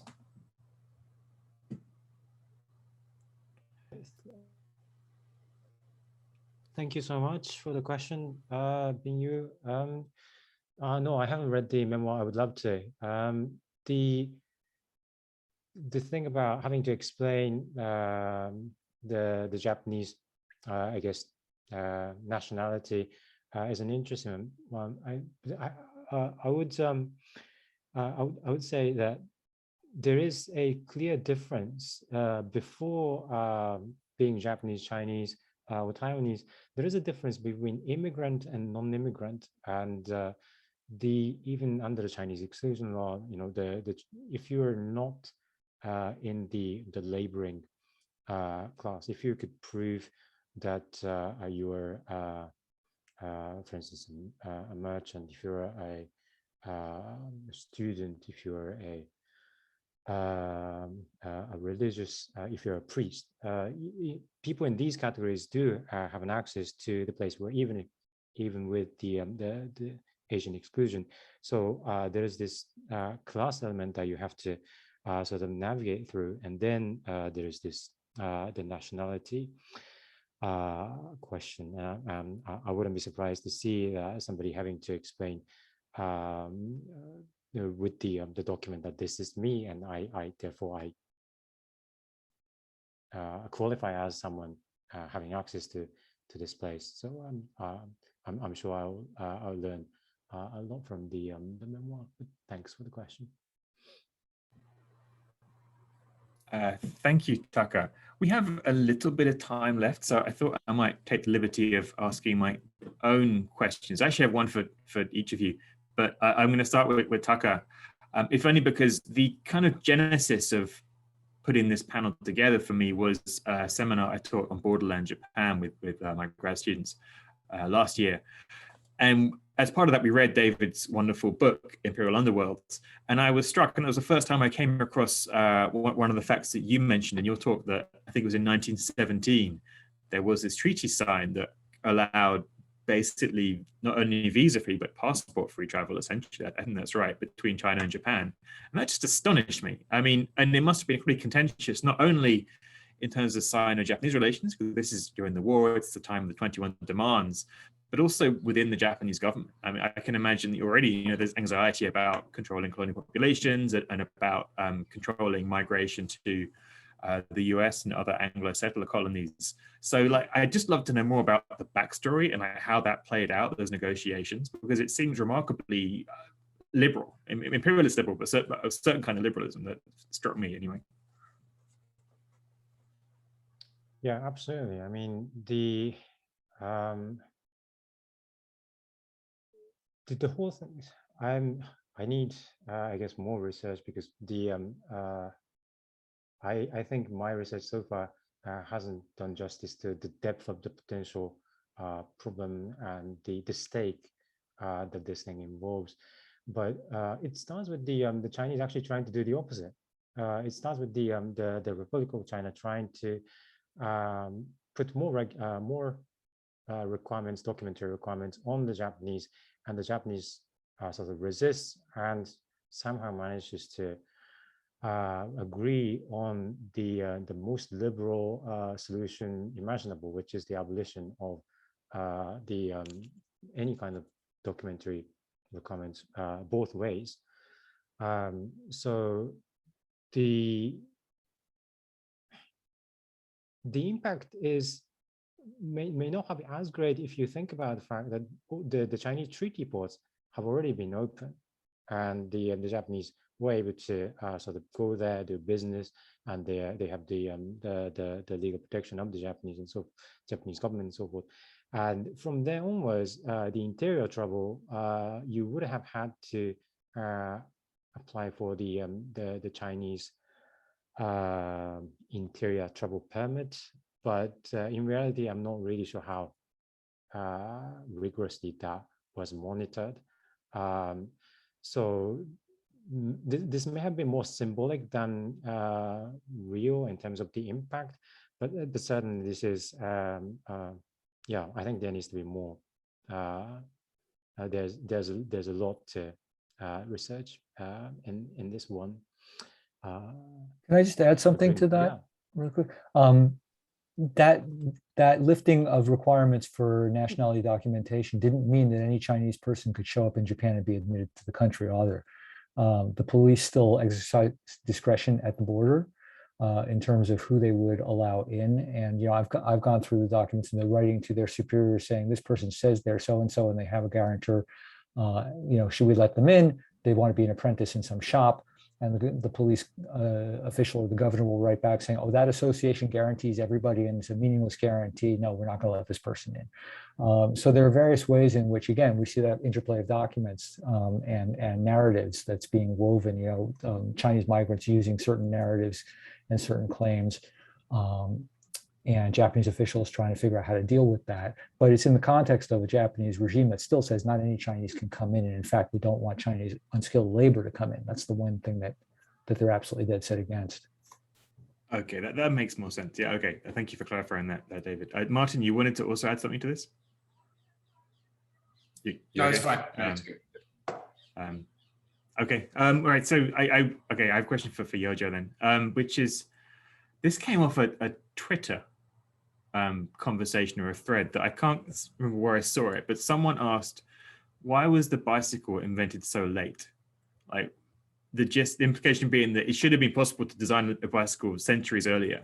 And it made me think about your pushcart railways, because I normally think about railways, you had to wait for the steam engine to come along, but they don't need steam engines. So why did it take so long to start building these things if they have such an obvious utility? And is it about like technological factors or social or economic or some combination of those things? And actually, I actually have a little did a little research about technology, pushcart robot as a technology, and it seems to me that in the 1870s, there's a French farmer and a distiller who really came up with the idea of portable rails, and it was it's really light so that you could carry around in like vast farmland, and you just put it down and just let things go. So that's actually called the decovered, pronounce French, decovered railway in the 1870s, and it's the first used as agriculture production. And then in some European military campaigns, they find it very useful to expedite military personnel and materials during military campaigns, when you really need to fast forward your campaigns, but there's really little at hand to do so. So that's actually as early as well, I can't say as early as 1870s, but that's the first kind of context of the portable railway. And I think it really kind of it cannot be like a large scale application, because it really came up, it was first used as like a very kind of quick solution, immediate solution to an immediate problem. And it was not supposed to be like a permanent infrastructure, but the Taiwan, the context in colonial Taiwan just perpetuated it because it has a very different context. Okay, thank you. That makes a lot of sense. Thank you there. Okay, last question. This is mainly for Martin, but in fact, I think it maybe pertains to all of your research, or four of you in some way. And it's, again, it stemmed from your question about historians' complicity in some ways, kind of looking over the shoulder of these colonial administrators who were compiled in the archive, and in some ways like replicating their strategies and their biases. And I was in Waseda Library not so long ago, and quite by chance I stumbled across the passport of Tsunoda Yusaku, who was a Columbia professor, who founded my department almost. And I wanted to take a photograph. They wouldn't let me take a photograph because it was personal information. And as you say, fair enough. There are valid privacy reasons for stopping people like us from circulating this stuff. And it also made me think about these people who are in all kinds of ways dodging across border patrols and things for all kinds of purposes that may be savory or unsavory. And their absence from the archive is absolutely, to some extent, because they don't want to be in the archive, right? They do not want to be recorded, certainly by state officials, and maybe not by us either. And so I can see the argument for, I think many of us feel an obligation for filling in those silences, but is that obligation to those people themselves who are long dead by now, or is it to our field as a whole and to society, people living now and kind of to the present and the future, or both? Thanks. I mean, it's a great question. I need to think about it a bit more carefully, but my sort of instinctive answer is it depends what question we're asking. I don't. If there are people who, for whatever reason, didn't want to make it to the archives and succeeded, then I suppose, I mean, I'm thinking on my feet here, but I suppose my instinctive reasoning is one doesn't want to expose them just for the sake of exposure.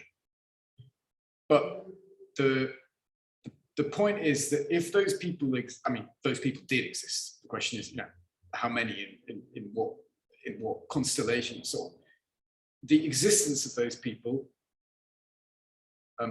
does force us as historians to ask a different set of questions about the imagination of the world that we have been left in the mainly written records of the bureaucrats and consular officials and businessmen and letter writers and newspaper opinion writers and so on, through which we make the past. So if we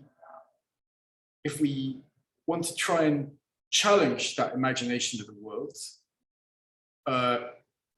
to say that, you know, that there isn't necessarily a singular imagination of Japan's position in the world, that we mustn't fall for this, you know, for thinking that it's all about expansion, or it's all about empire, or it's all about men.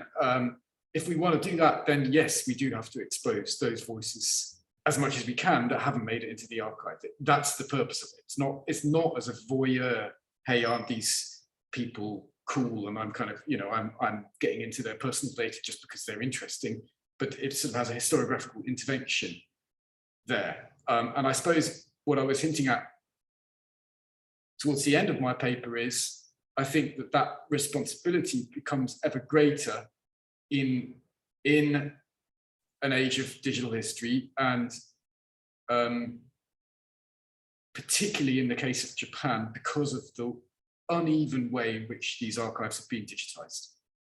And I think we should be shouting from the rooftops as historians of Japan, we have a really, really interesting case study here for a wider problem with digitization and a wider problem with the archive in the 21st century, in what is not being put into the digital sphere, and the reasons therefore, but also the ways in which that will reproduce exactly the kind of gaps and silencing that we as historians, I would like to think, are trained to challenge, right?